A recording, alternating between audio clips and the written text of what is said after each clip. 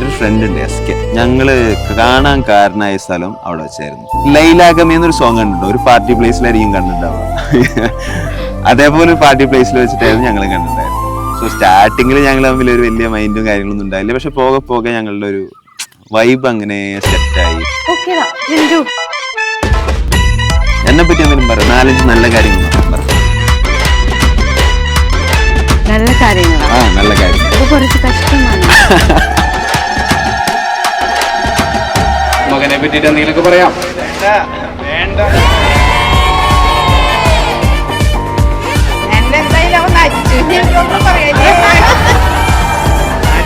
ഒന്നും പറഞ്ഞില്ല.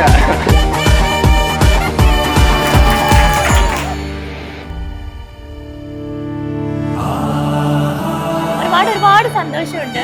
അവര് തമ്മിലുള്ള കോൺവെർസേഷൻസും ഒക്കെ ഉണ്ടാവുന്ന ഇണക്കങ്ങളും പിണക്കങ്ങളും ഒക്കെ കണ്ടിട്ടുള്ള ഒരാളാണ് ഞാൻ. അതുകൊണ്ട് തന്നെ ഒരുപാട് സന്തോഷമുണ്ട്. അവരുടെ ഏറ്റവും ആഗ്രഹിച്ച് കിട്ടിയ ജിഷ്ണുവിന്റെ ഒരു റിലേഷനാണ് അഭി.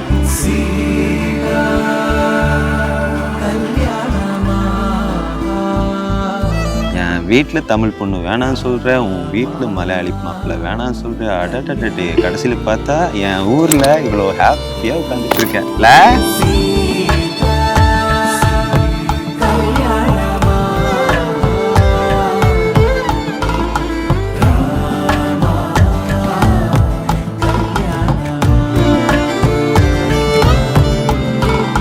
അപ്പോൾ അഭിയെ നല്ലതുപോലെ തന്നെ നോക്കുന്നത് എനിക്ക് എന്തായാലും ഉറപ്പാണ്.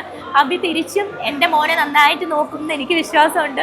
ഒരുപാട് വർഷം നല്ല സന്തോഷത്തോടു കൂടി രണ്ടുപേർക്കും കഴിയാൻ സാധിക്കട്ടെ എന്ന് ആശംസിക്കുന്നു.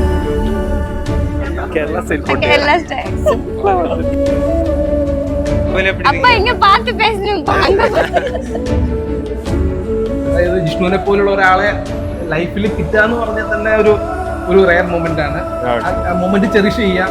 അല്ല, അവൻ സ്നേഹം കൊടുത്തു കഴിഞ്ഞാൽ ആള് ഭയങ്കരമായിട്ട് അത് ഇരട്ടി തിരിച്ചെടുക്കുന്ന ഒരാളാണ്.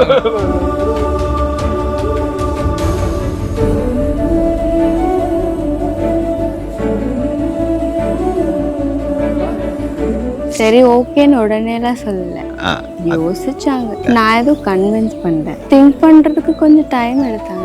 ஆனால் திங்க் பண்ணி ஒரு விஷயம் மட்டும் ஃபிக்ஸ் பண்ணல. எவ்வளோ வெயிட் பண்ணாலும் நம்ம இந்த மாதிரி ஒரு நாள் இந்த மாதிரி இடத்துல உட்கார்ந்து திங்க் பண்ணல. ஆமா.